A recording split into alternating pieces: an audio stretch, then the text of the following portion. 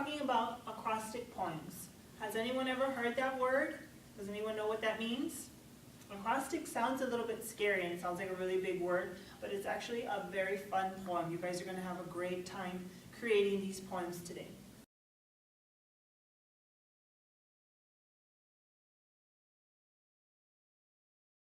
Acrostic poems are poems that use a topic word to create the lines on your poem.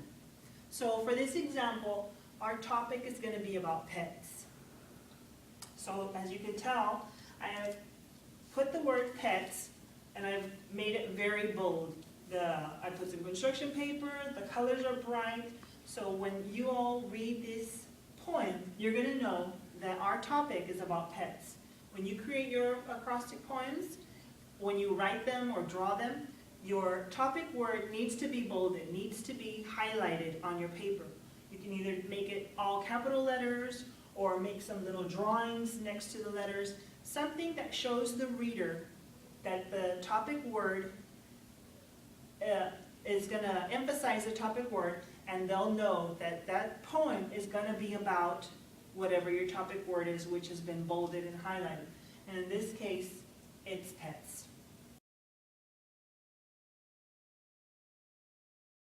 So what we need to do is you need to take out your dictionaries and thesauruses, because you're going to need to create a poem, and each line is going to be related to pets. So you can think of describing words, or a sentence, or a phrase, anything dealing with pets. Your own pet at home, your experiences with pets, a pet shop, it doesn't matter. As long as your poem is related to pets. And when you start your poem, the first letter in each line is already highlighted. So each line is going to start with, the first line is going to start with a P, the second line is going to start with an E, the third line is going to start with a T, and the last line is going to start with an S. So that's why you need your thesauruses and dictionaries, because you need to think creatively to figure out and create sentences that start with these letters. You can't just say, you can't just start a line with a letter that doesn't start with the E, because that is not how an acrostic poem works. Well, this example anyway.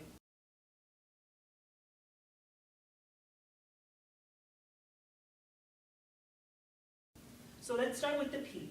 Who can think of some describing words or a phrase or a sentence that describes pets? Any ideas? Very good.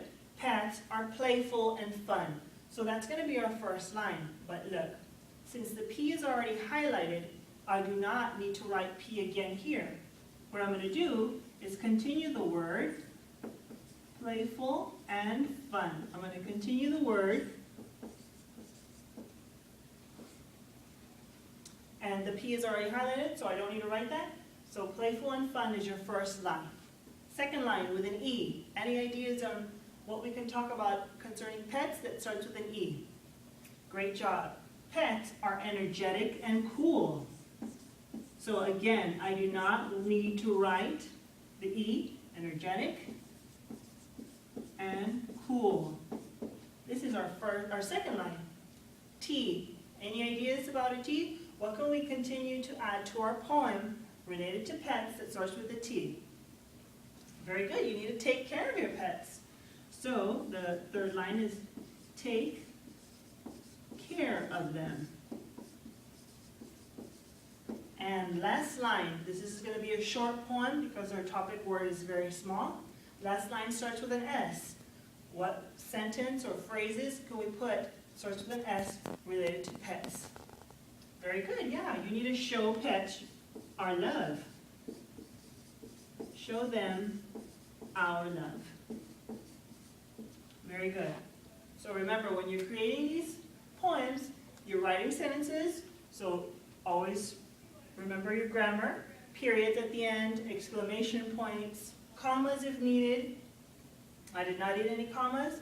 We do have periods. Very good. So this is our acrostic poem on pets. They're playful and fun, energetic and cool. You take care of them and show them our love. This is a poem, so Just because it sounds a little choppy, it's fine. It's not going to sound like when you're reading your book, because poems are different and you can write them differently. So this is a perfectly acceptable poem, acrostic poem.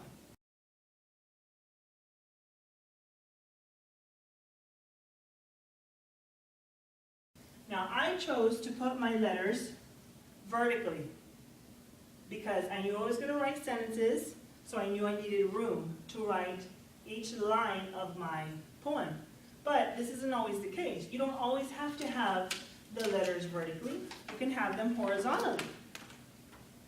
Okay, and in that case, you need to be aware of how much room you have on your paper to write whatever you're going to write. So when I move my word horizontally, let's just do pet right now.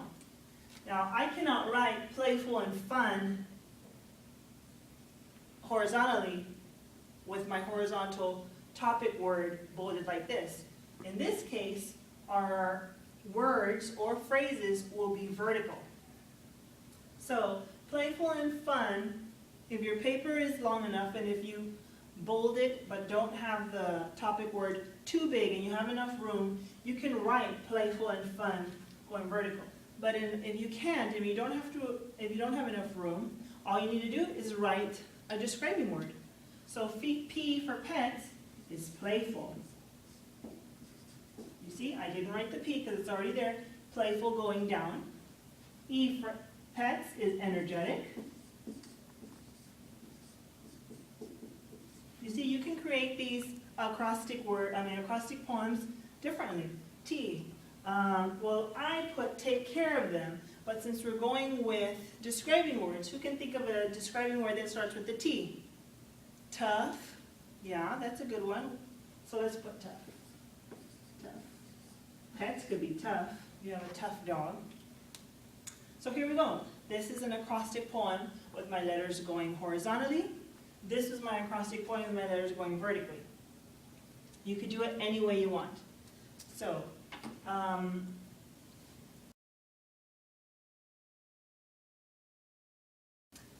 now next 6 weeks we're going to be reading autobiographies. So I'm going to have you do an acrostic poem using your name, and you're going to create your own acrostic poem autobiography. And in that case, you're going to do the same thing, bold your topic word, which is going to be your name. So that's going to be fun. We can use acrostic poems for autobiographies, and your name will be your topic word. And we can also use acrostic poems to describe positive attributes about yourself. So, and then we can do positive attributes as well. And in that case, Pat would be patient. But it doesn't have to be my name. It doesn't have to be Pat. It could be patient. If I think one of my positive attributes is I'm a very patient person, then patient will be my topic word. And I can do an acrostic poem all about patience. And then another one is interests and talents. You can also do an acrostic poem about interests and talents. Now, what kind of talents do we have in the class? What are you all talented with? Basketball, soccer, writing, art, whatever you're talented, that is going to be your topic word. So we can be very, very creative with acrostic poems. Okay? And using your dictionary and thesaurus is going to help you think creatively and use your imagination, because acrostic poems are all about your imagination. And you need to be very careful on how you're going to place your words, how you're going to start your sentences. It all needs to be related to your topic word. And other times, see, we started each phrase and word with our topic word, but other times, you don't need the topic word to be the first letter. It could be in the middle. As long as it's bolded and the reader knows what your topic is about, because it's highlighted, you've made it bigger, or you've decorated around it, the reader knows this poem is going to be about a pet, or in this case it was pets. because my topic word was highlighted. And let's say with this P, Sparky. So here, S-P-A-R-K-I-E. That's the name of a pet. So Sparky. The Sparky is, you see, P is the acrostic, and you can change it up like that. Does anyone have any questions? Do you all think it's going to be a fun activity? I think so too.